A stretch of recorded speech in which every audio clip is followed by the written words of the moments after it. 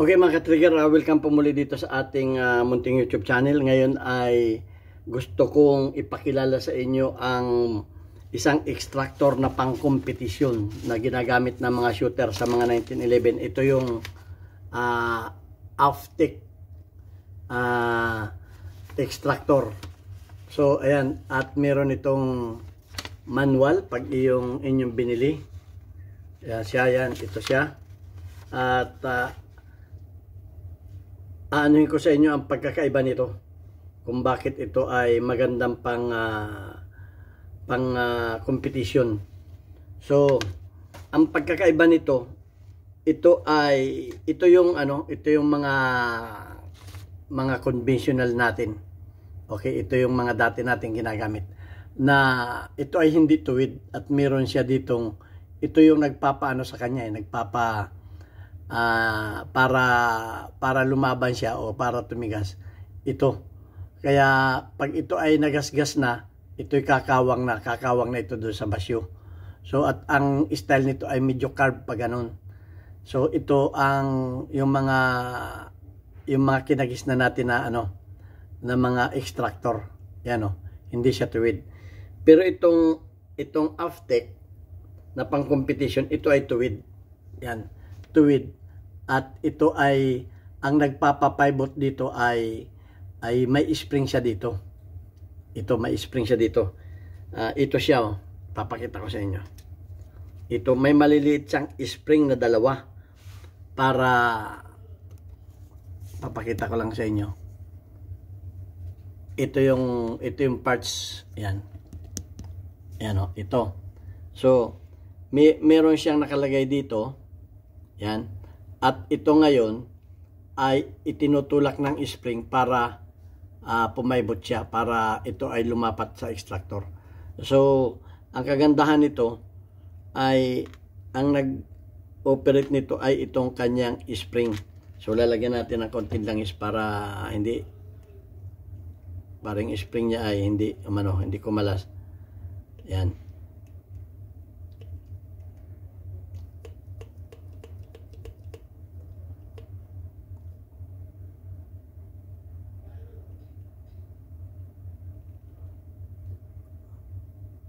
Patakan lang natin yung spring niya kasi lalabas yun ito yung mga maliliit niyang spring. Kunin ko lang.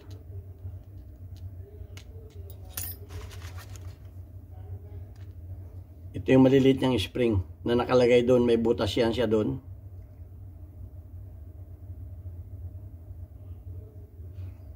Ayun yung spring niya. Gamitan natin ng yan natin tweezer.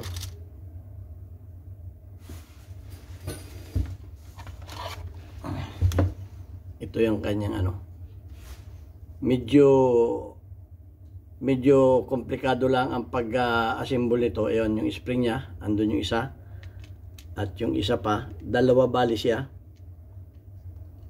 Papaano ko lang sa inyo para malaman niyo kung paano ang function nito. Ayan, ito yung mga pang-competition na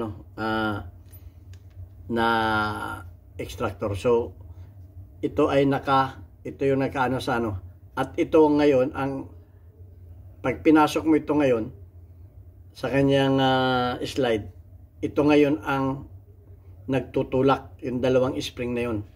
So dapat maglilinis kayo ng inyong, kita ninyo kung gaano kadumi yan. Yan, dapat nililinis ninyo yan once in a while. Lalo kung bago kayo sumali sa competition. Ang naging problema nito, ito ay malfunction. So pinabili ko siya nitong Aftec na to dahil ito talaga maganda sa competition para hindi siya nagpipilyor ng pag-extract. Okay, so yan. Dapat malinis itong paglalagyan. Unang-una yan. Pwede nang panlinis niya ng Johnson Buds. Tingnan yung dumi. Papakita ko lang sa inyo kung paano nito. So hindi na tayo nagpatalastas kasi kakapusin tayo sa oras. Ayan. At saka ninyo ngayon ito ipapasok. Papasok na ninyo ito dyan sa kanyang kinalalagyan kung saan ba siyang ano nito. Ang tamang posisyon niya ay paganyan. Ingatan lang ninyo na wag mabagsak, ano yun.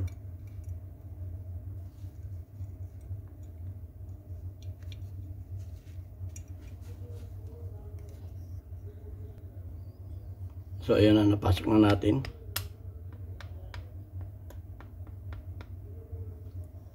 At susukat natin itong kanyang retainer.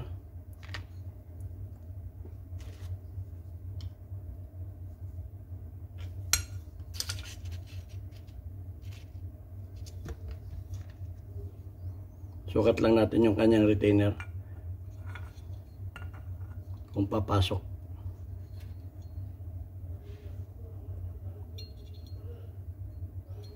Bago natin ilagay ang kanyang firing pin.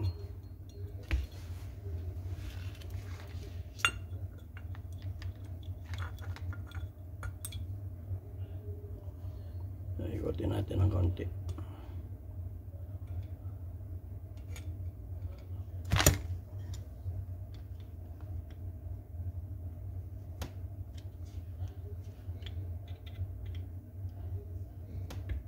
Yun.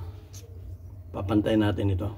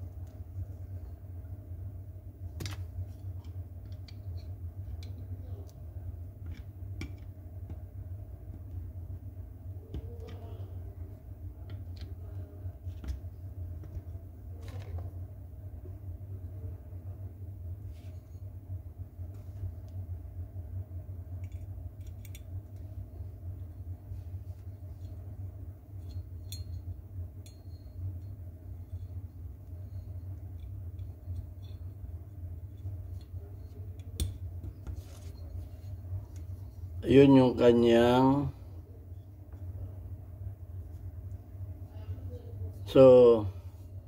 sukatin natin yung kanyang basyo, yung kanyang bala kung maganda ang kapit.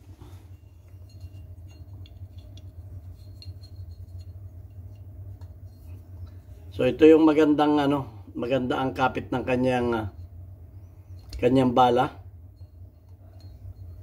Kagat na kagat siya dun sa kanyang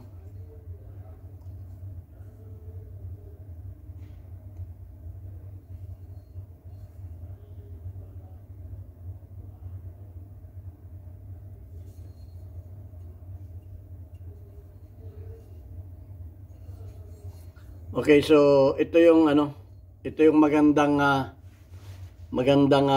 extractor sa mga 1911.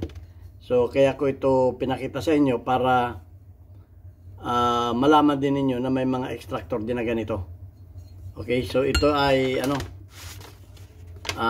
nakalagay, kung ikakabit naman ito, may mga instruction naman ito nakalagay dito. Yung mga step po ng pagfitting hindi ko nasasabihin. Dahil pag bumili naman kayo nito ay hanggang may may instruction. Ayan, at ang nito ay the advanced competition extractor is a recoil spring powered extractor that pivot on firing pin stop. If the firing pin is stopped, it's fitted too tight. The extractor will not be able to pivot, and as the result will have excessive tension. Yun. We recommended about, ito may mga sukat pa, may clearance na 005,000 clearance between the extractor and the firing pin stop. Ito, may mga nakalagay dyan. So, may mga instruction naman ito. Kaya, ito nga pala yung baril na itong 1911 na ito ay German technology. Okay? So, papakita ko rin sa inyo ito pagka nabuo ko na. Kasi marami pa akong gagawin dito. Ito yung magandang pang-competition na STP 1911. Ito ay German technology. bull barrel siya at pang competition ang ano nito, ang design 1911. So ito ay siya ay ano, standard classic ito. Maganda ang kanyang serration dito sa kanyang grip. Ayan, at napakaganda ng ano nito, napakaganda ng fitting ng kanyang slide sa barrel. Talagang swabing-swabe. Ayan ang ganda Walang kasabit-sabit. So ayan, at ipapakita ko rin sa inyo ang mga gagawin kong ano dito. Kung paano ko ito in-enhance, kung paano ko ito ginawang mas maganda pa. Kasi maganda pa yung kalalabasan ng ano nito, thumb safety. Marami pa akong gagawin dito. Okay, hanggang dito na lang muna yung ating video at bantayan lamang ninyo yung mga kaganapan ng baril na ito.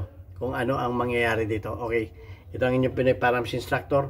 Magmamadali lang tayo dahil marami pa tayong gagawin dito. Okay, God bless. Thank you very much.